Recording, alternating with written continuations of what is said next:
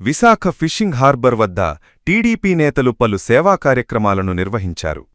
గంగపుత్రుల ఆరాధ్య దైవం శ్రీ గంగమ్మ తల్లి అమ్మవారి పండుగ మహోత్సవాల సందర్భంగా విశాఖ ఫిషింగ్ హార్బర్ వద్ద కొలువుదీరిన అమ్మవారి దర్శనం కోసం వచ్చిన భక్తులకు టీడీపీ నేతలు సేవా కార్యక్రమాన్ని చేపట్టి ఔదార్యాన్ని చాటుకున్నారు. టీడీపీ 37వ వార్డు అధ్యక్షులు కోణాడ చిన్న ఆధ్వర్యంలో భక్తులకు ప్రసాద వితరణ కార్యక్రమాన్ని అత్యంత ప్రతిష్ఠాత్మకంగా నిర్వహించారు. అమ్మవారి దర్శనం కోసం వచ్చిన భక్తులకు ప్రసాదాన్ని అందించి వారి దాతృత్వాన్ని చాటుకున్నారు.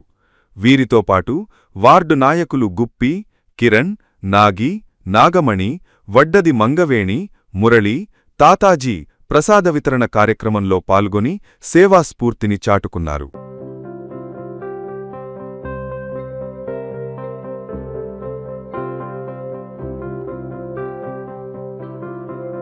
ఈ పండుగ అనేది గంగాదేవికి బోట్ ఇప్పే ముందు చేస్తారు.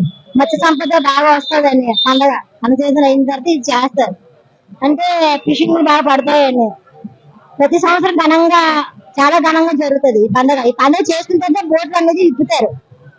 ఇది మన 37వ వార్డుకి సంబంధించింది. అన్ని వార్డులను ఒక ఊరు కాదు, విజయనగరం, శ్రీకాకుళం జిల్లాలోని మన విశాఖపట్నంలో ఇది గొప్పగా జరుగుతుంది. ఇక్కడ ఫిషింగ్ హార్బర్ లోని ప్రతి ఒక్కటి జరుపుకునే పండుగ ఇది.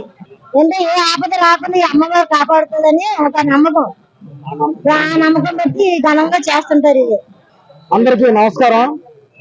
ఈ గంగమ్మ తల్లి పండుగ ఫిషింగ్ హార్బర్ లో ఎన్నో సంవత్సరాలు, సుమారుగా 20-30 సంవత్సరాల నుంచి పండుగ చేయడం జరుగుతుంది. ఈ పండుగలో పాల్గొన్న భక్తులందరూ సక్సెస్ గా చాలా హ్యాపీగా, సంతోషంగా ఫీల్ అవుతున్నారు భక్తులందరూ. అలాగే బోటు యజమానులు కూడా ఈ పండుగ, ప్రతి బోటు ఓనర్ కూడా ఈ పండుగలో పాల్గొని ఈ పండుగ మీద ముందుకు తీసుకెళ్లి ఈ పండుగ చాలా గొప్పగా అమ్మవారు గంగమ్మ తల్లి పండుగ అంటే ఒక ఆనవాయితీగా అమ్మ నిజాతైన తల్లి. ఫిషింగ్ హార్బర్ లో గంగలోకి వెళ్లే బోట్లు, ఫిషింగ్ బోట్లు అన్ని ఫిషింగ్ చేసుకొని నీటిలో నుంచి వచ్చినప్పుడు కానీ, ఆటకెళ్లే ముందు కానీ ఈ పండుగ కంపల్సరీ మొక్కుబడులన్నీ చెల్లించుకొని అమ్మవారికి మొక్కులన్నీ చెల్లించి అమ్మవారి మొక్కుకొని వెళ్తే అనుకున్న ఫిషింగ్ వస్తుందని ఒక నమ్మకం. అలాగే ఒక్కొక్క ఫిషింగ్ హార్బర్ లో ఇక్కడ 11 జట్టులు ఉన్నాయి. 11 జట్టులో 750 బోట్లు ఉన్నాయి. 750 బోట్లలో ఒక్కో బోటుకు 10 మంది నుంచి 11 మంది ఉంటారు ఏటకెళ్లే వాళ్ళు. ఈ పండుగలో పాల్గొని అలాగే నారా చంద్రబాబు నాయుడు గారు కదా మత్స్యకారు భరోసా ప్రతి బోటు ఓనర్కి, ప్రతి కళాసికి, డ్రైవర్ కు వచ్చినట్టుగా సుమారు 20,000 రూపాయలు మత్స్యకారు భరోసా మన పార్టీ తెలుగుదేశం పార్టీ అధికారంలో ఉన్నప్పుడు ప్రతి కళాసికి, డ్రైవర్ కి డబ్బులు వచ్చినట్టుగా చేసి ఎంతో ప్రజలందరూ ఆదుకున్న నారా చంద్రబాబు నాయుడు గారు. అలాగే ఎన్నో ఇచ్చిన హామీలన్నీ నెరవేర్చారు ఆయన. అలాగే ఫ్రీ బస్ కానీ, ఫ్రీ సిలిండర్లు కానీ, పోలవరం ప్రాజెక్టు కానీ, అమరావతి విషయంలో కానీ, ప్రతి విషయంలో కూడా నారా చంద్రబాబు నాయుడు గారు ఎప్పుడు ముందుండి ఆయన విజనన్న నాయకుడు. పార్టీకి కానీ ప్రజలందరినీ, పేద ప్రజలందరినీ ఆదుకొని ముందుకు తీసుకెళ్లిన నాయకుడు.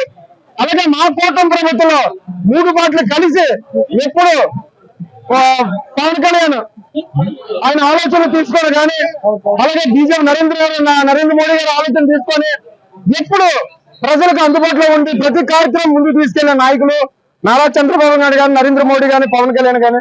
ఇప్పుడు ఈ కూటమి ప్రభుత్వంలో మరింత అభివృద్ధి, అలాగే మత్స్యకార భరోసా ఇచ్చిన నాయకుడు నారా చంద్రబాబు నాయుడు గారు.